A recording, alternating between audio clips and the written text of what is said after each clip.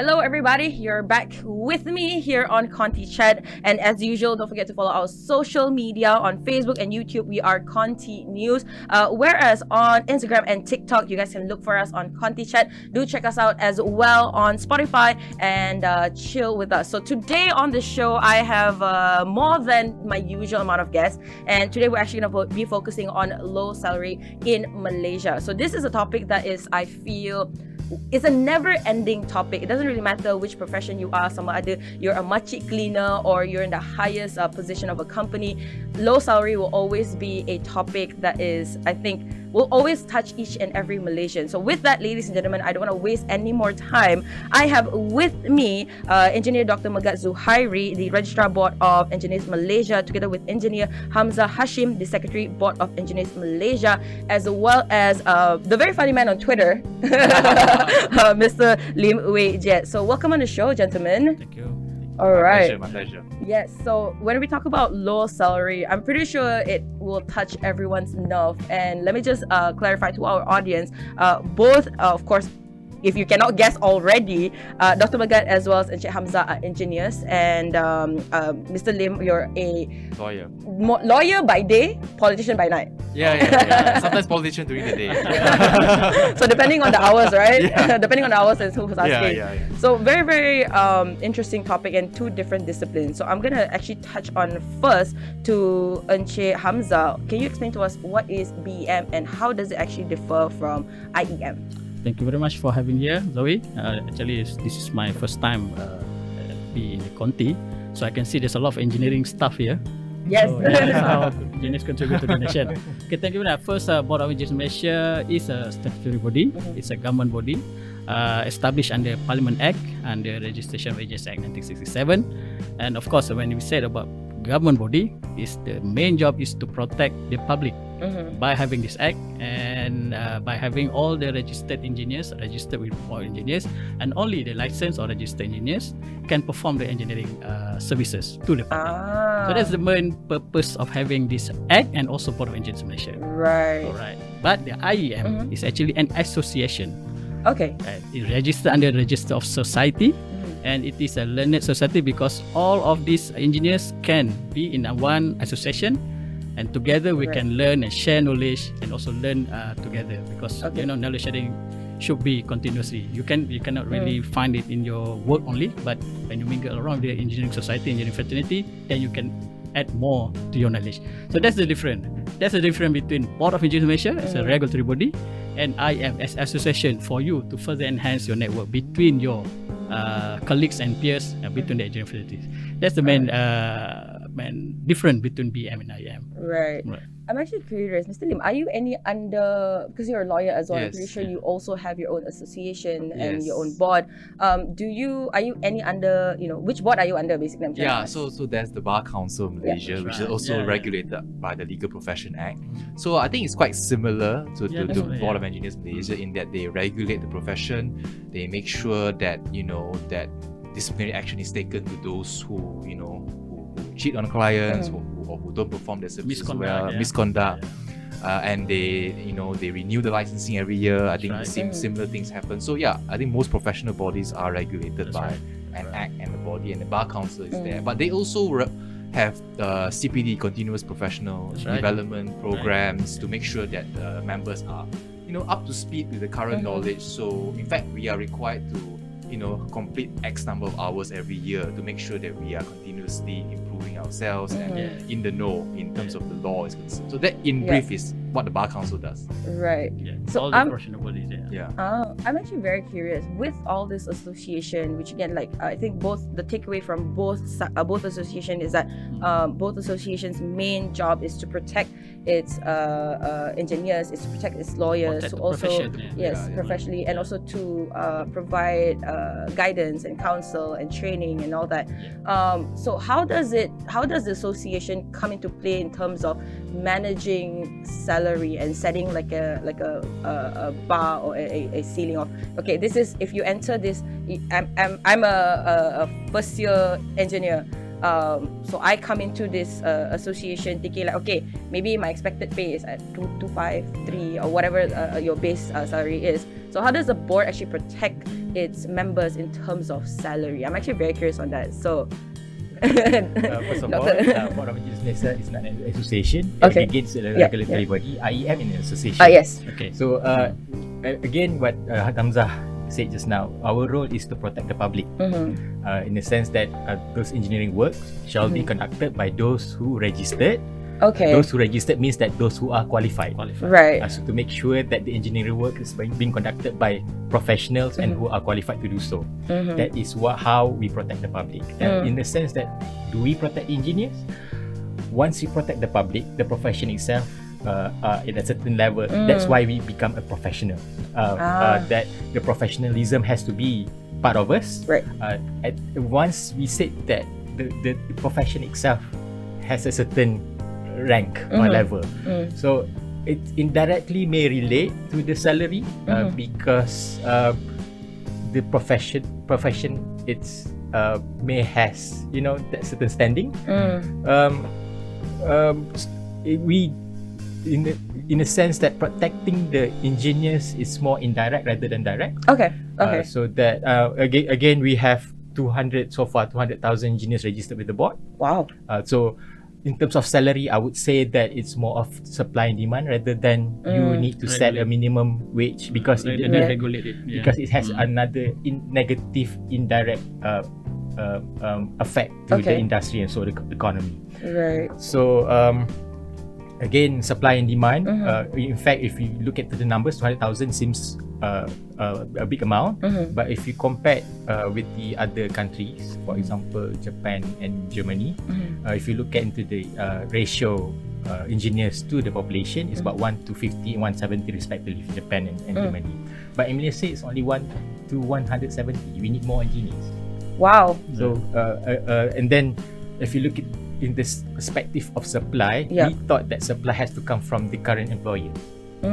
But in actual fact, in the current era, engineers, once you graduated, you can actually become your own employer. You create your own job. Startups are from those who are just graduated from the universities.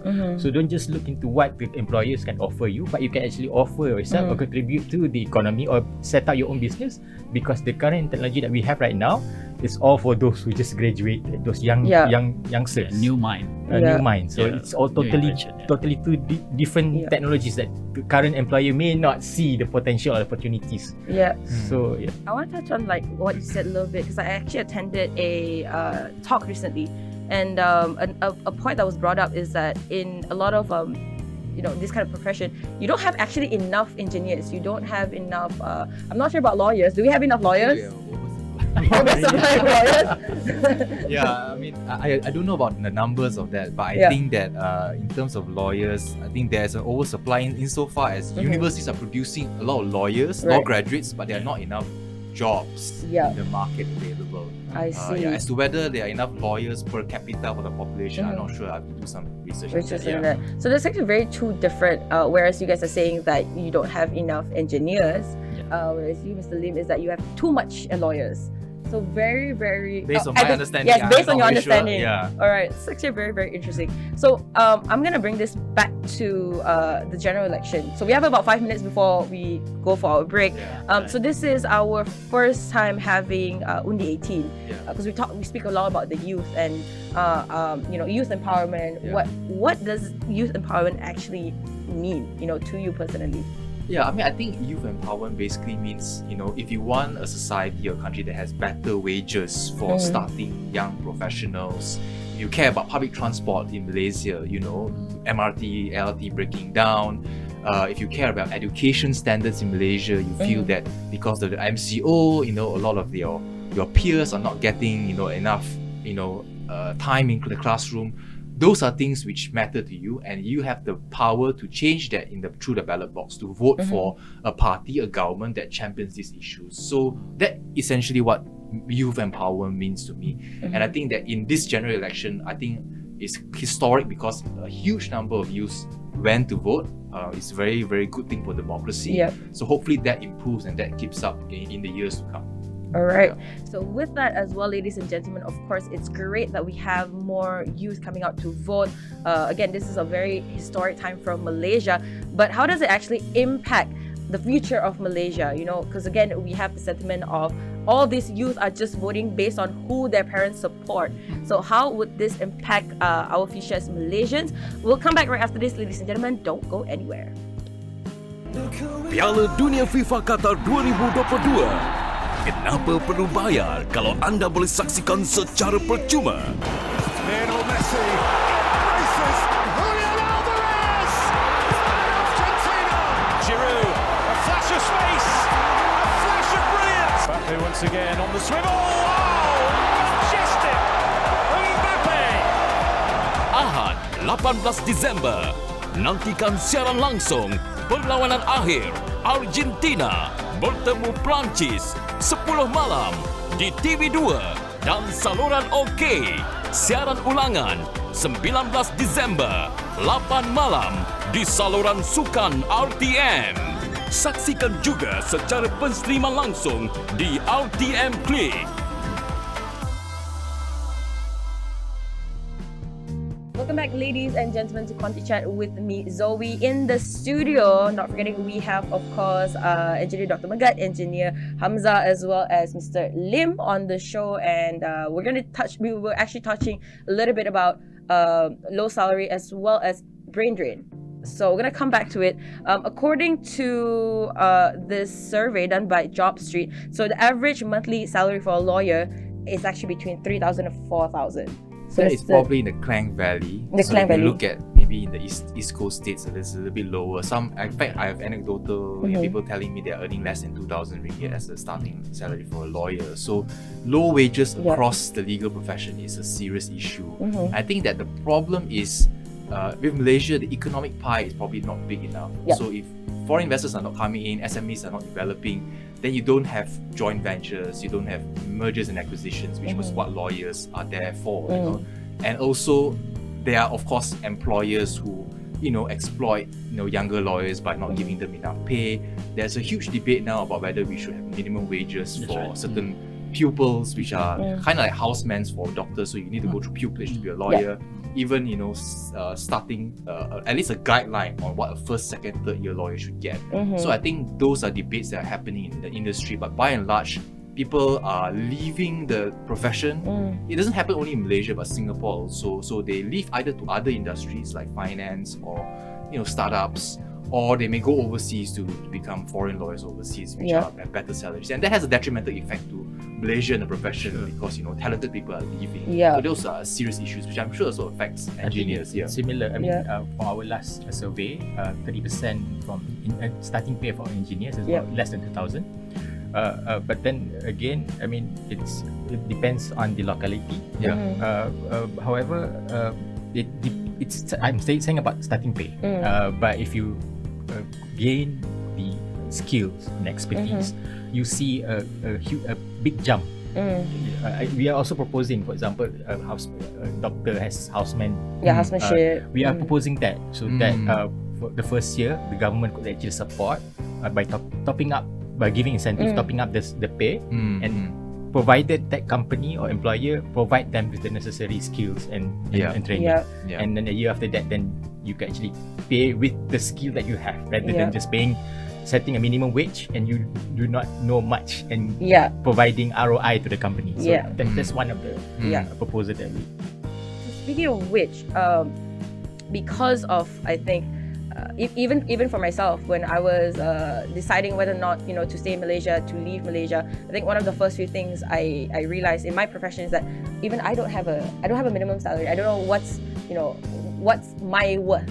And therefore, I feel like, okay, I have a friend who travels overseas, and, you know, this person is telling me, you know, I work for this company, this country is so good, they provide this benefit, and, you know, that's when talents leave, right? But can I also add, talents leave not only because of pay, but also about the working conditions. So lawyers, they work long hours. Employers expect you to work long hours under very stressful conditions. So a lot of people feel it's not worth the 3,005 even, you know. So that's also another issue which we need to talk about. That is the working conditions which are not suitable which the young Gen Z nowadays, they expect different things. Exactly. Exactly. They come in with a different attitude, I would say. So I'm very apologetic to like my boomer bosses. I'm like, if I as a millennial, if I had that attitude coming in, I apologize. But that's actually very true, because you mentioned a little bit just now how in your profession is that you don't have enough acquisition mergers, you don't have enough deals, to have and to basically naik pangkat as a lawyer, or to gain that experience. So how do you think, in your opinion, as well as a politician, with the new government, with the new formation of the government, how can the new government actually help to combat this problem, or to essentially, like you said, provide incentive, provide training? So how can they actually help this Generation Z? Yeah, I mean, essentially it's all about the economy, right? So you need to solve the economy, make our country attractive to foreign investors, make sure there's no corruption going on, make sure that our local SMEs and industries have the necessary support to grow and scale to compete with our regional peers. So once the economy booms, then all the other professions in Malaysia will have received the ancillary benefits, including the engineering, legal profession. So I think this Prime Minister is quite serious in tackling the rising cost of living and so the economy. I think that's the direction that we should be heading to. Right. Any opinions? Yes, I believe in engineering, there's a lot of field of engineering. So it differs within Asia. For example, civil engineering more to construction, infrastructure development. So they are project basis. So after the project finish, if they got new projects, then they have still job, or otherwise will jump. So we have electrical in manufacturing, sex industry. Also, it's a different story of this one. So by having said that, if economy are good, I think all these employer or these big companies could have more opportunity to venture out, then more money to be paid to our youngsters. But however, of course, the government could also set some kind of policy saying that why the technology must be built up by ourselves. Must incentivize the developed technology internally, and then if we need something that imported just for one time only, then we must learn and then develop by ourselves. Some kind of policy should be in place, and then we should encourage the local engineers to be innovative, and also if we're not good enough, going globally. That's something that we need to. I'm looking for the government to look at. I totally agree. I mean, Malaysia is not a producer of technology. We are mainly users. I think talents going out because they want experience. I don't see, although it may look negative in the sense that we are losing our talents, but talents want experience. To gain in-depth experience, to get more higher skill knowledge, they have to go out. I think I'm talking about myself, or maybe most Malaysians are very patriotic. Once they're out, they really want to come back. But they need some incentive for them to come back. Incentive does not mean just remuneration, but also satisfaction of opportunities and satisfaction. You're coming back and you're doing routine job. You're being managers who's just telling people to do what you're supposed to do. It's not something me as engineer. The satisfaction of me being engineer. So I want something. If Malaysia could offer that you could invent, and that invention could be has a potential to go locally and beyond Malaysia, or even ASEAN. ASEAN will be an economic superpower soon. The size of ASEAN is similar to EU.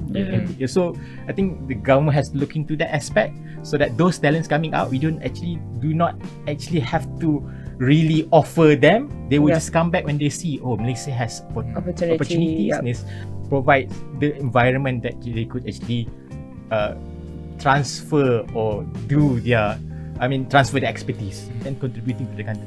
I believe what you're saying is actually sense of achievement. Somebody really look like they're ambitious. After this, I want to do this, to do this. If there's no opportunity doing that, then the dreams just die.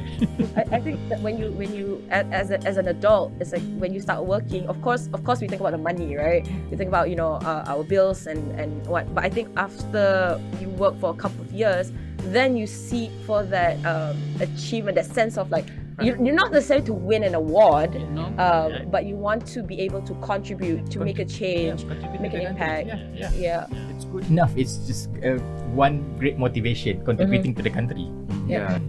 What about you, I think Salim? younger generation, younger graduates nowadays, beyond the salary, they want to have certain meaning in the work that they do. Yeah. Correct. So it could be their passion, it could be something they're really, really interested about, a particular area of law they want to practice, a particular area of engineering they want to excel in. So I think that if the country has enough policies that enable, for example, the startup industry to thrive and allow new ideas. We have a lot of talented people in Malaysia. It's just that we look at Grab, they move to Singapore because opportunities there are more.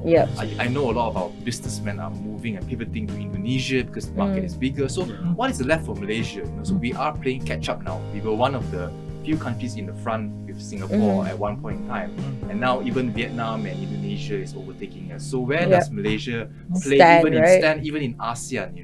So you really need a government that is very serious in creating innovation, creativity, a lot of businesses that expand here, so provide that our opportunity younger graduates provide, feel motivated to stay on in Malaysia, beyond the salary. So that's something that we want to achieve. So so in terms of, I'm gonna divert our topic, and in terms of the country's education system, are all these ideas that you're bringing about, should it be implemented or should it be introduced to students when they're in university? Something for them to look forward to after they graduate. In engineering perspective, Board of Engineers Malaysia is representing Malaysia is the signatory for Washington Accord, Sydney Accord and Dublin Accord. It is an international engineering alliance representing about 21 countries in the world, that our engineering is based on what the international standards. So we accredited our engineering program in Malaysia, and those who graduated from the accredited program can only register with the board and can only work as engineer. In the perspective of education wise, engineering perspective, we are at international standards. Alright, awesome. But however, once I think what it's lacking, it's that the innovative elements, as well as I see the communication skill among engineers. Of course, we so used in the lab, and when we work in the construction site, communication may be a bit less as compared to lawyers. You have to communicate with everyone. But then engineers has one day they will become managers, leaders. Leaders has to communicate well.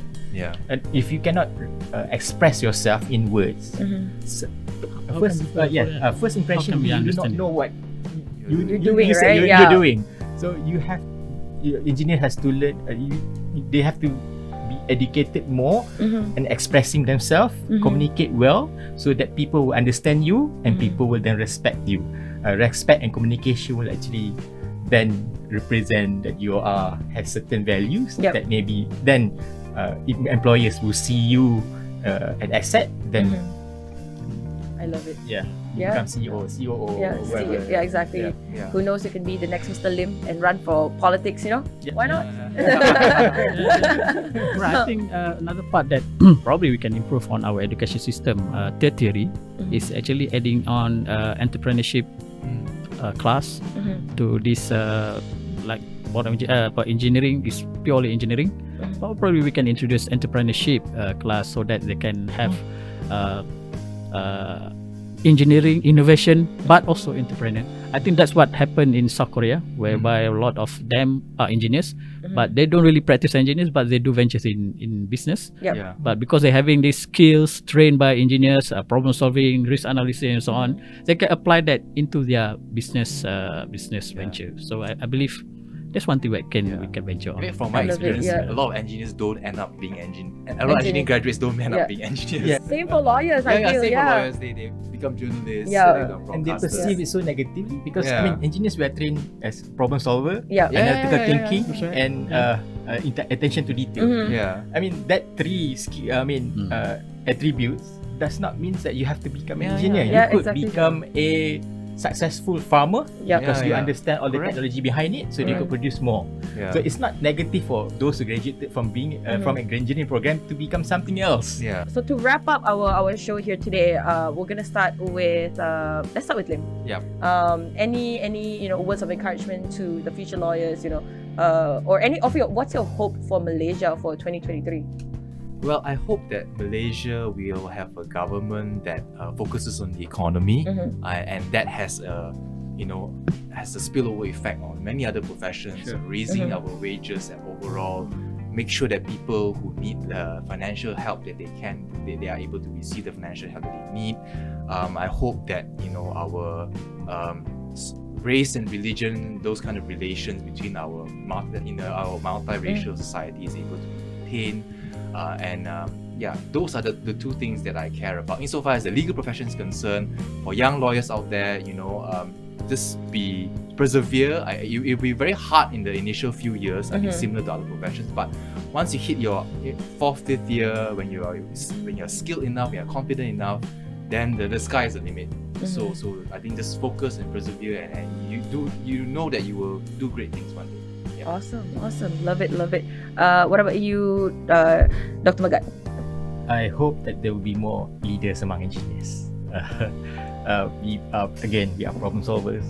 We do things, and we analyze things, and we have the attention to details, and come together with the communication skill and leadership.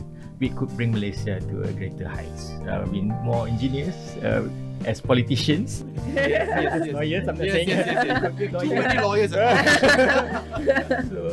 More engineers. Engineers out there, come out, show yourself, show your potential, so that we could actually help the government and Malaysia become another great countries in the future or anytime soon. So Love it. All right, Dr. Hamzah, same sentiment. Thank you very much. What I hope to be 2023, but not so soon.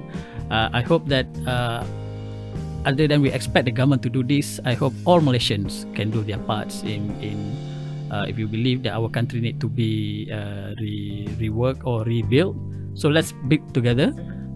Engineers, lawyers, and all professions can help by performing their job to the best integrity and to the best they can, and also educate other people so that our past time already passed. Now let's move on and see the future and hope for the best for all of us. Thank you. All right, so awesome, super awesome wrap up. Again, ladies and gentlemen, if you guys have any opinion about the topics that we spoke about today, you can share it with us over on our social media, Facebook and YouTube. We're at ContyNews, whereas on Instagram and TikTok we are ContyChat. Other than that as well, ladies and gentlemen, this is our last show for 2022. Thank you so much for listening to us on ContyChat. We'll see you again next year. My name is Zoe. Assalamualaikum. Bye bye.